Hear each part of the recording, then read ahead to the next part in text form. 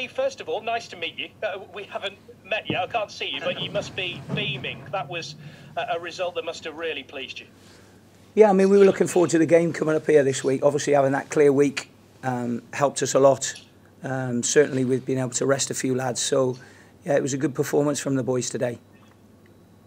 For Hull not to have registered a shot on target, you must be absolutely delighted with the way your side defended, and for a team that's been punished by late goals, the way they saw that one out. Yeah, we changed system a little bit, probably on about 77 minutes. But that helped a little bit. I think that slight tweak helped us. But yeah, for Hull City not to get an effort on target, we're absolutely delighted with that. But I just think we can be a little bit better in turnover, because I think there was some golden opportunities to add to our first goal today. And the goal you did score was one of real quality, and yeah. A nice assist for Daniel Udo, who worked really hard today. He was absolutely first class today, Dan. Absolutely first class. I just singled him out in the dressing room. You know, thanked everybody for their efforts, all of the staff, all of the players that haven't played. Everybody, just thanked them for all their efforts this week, because it's been a whirlwind 2 weeks for me, really, and there isn't any time to take a deep breath. So I just thank them then, which I think is important under all the emotions that will be flying around at this moment in time. But it's also important that we keep ourselves on an even keel.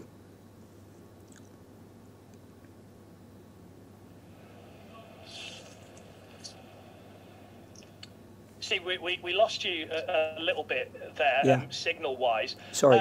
But we'll carry on. When you say the week helped, what have you been able to do this week when you've been able to make so many changes on Tuesday night with the players who perhaps you had half an eye on starting? Okay, today? so we upped the tempo in their training on Tuesday, which was important, I feel.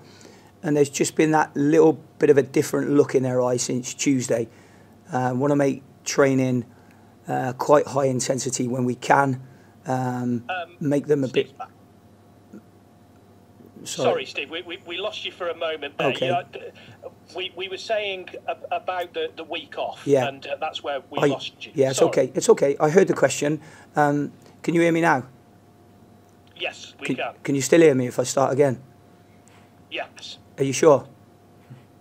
I think so. So far. Okay, so yeah, we upped the intensity in training on the Tuesday, which was really important. Then they obviously had Wednesday off, and Thursday and Friday we've had 2 good preparation days leading into Hull, and we were able to have them on the training ground a little bit longer on Thursday, and I think that helps. When you come into a club and the team's struggling, you mentioned at the start trying not to overload players and trying to keep the messages sort of simple. How do you, as a couple of weeks go on, expand on that? Did you come in with a staged plan? Well, I wouldn't say you come in with a staged plan, because you might have a plan, but it might not work for the players you've got. I think what happens is you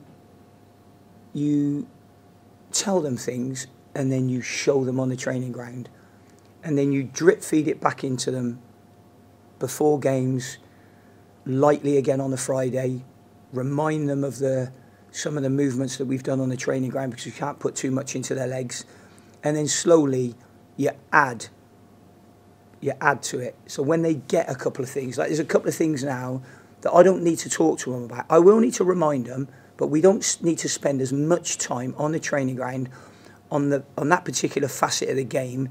We can perhaps move on, but you know, there will be, like I've said all along, there'll be bumps in the road, and we know that. We're far from a finished article, and we're still down the part of the league that we don't want to be in. A slightly different role for Sean Gossett, it looked like today, almost playing as a bit of a number 10. What was your thinking there? My thinking there was he picks a pass, so that's important. I think that sometimes, you know, Goss is more of a footballer, I would say, than an out-and-out athlete. I think when you get the mix in there of, I mean, Josh Vella and Ollie Norburn have been tremendous, and seeing them as a pair in there, they're really strong. They're athletic. They get about the pitch. and Goss is just a little bit different to them, but still a midfield player.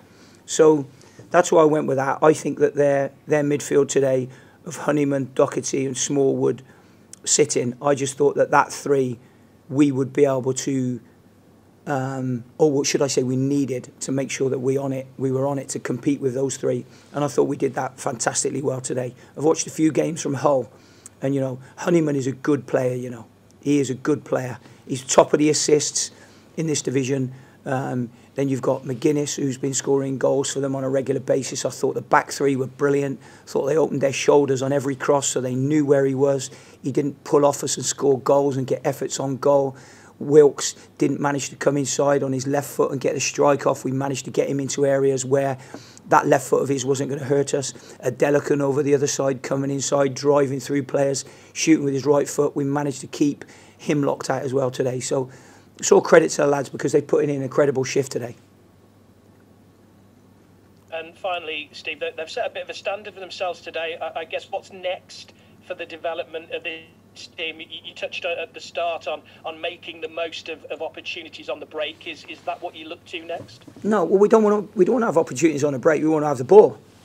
We just got to make sure we nullify the opposition. So in the other two games that we've had, you know, we've ended up having the ball and creating opportunities, but we've ended up getting caught on being on the wrong side of a couple of counter attacks, and that's what we didn't want to be on the back of today. So I think when you get your noses in front, when a team hasn't won for a long time, you know, they start thinking, you know, are we ever going to win again?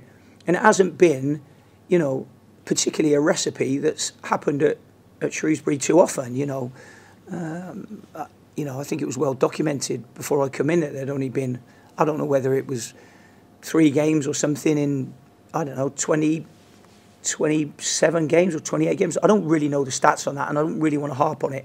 But, you know, not only do goals change games, they change mindsets. And thankfully we got our noses in front today. Steve, really appreciate your time. Thanks for Pleasure. Thank you. And congratulations today. Thank you. Thanks very much. That's the Shrewsbury Town manager, Steve Cotterill, on BBC Radio Shropshire.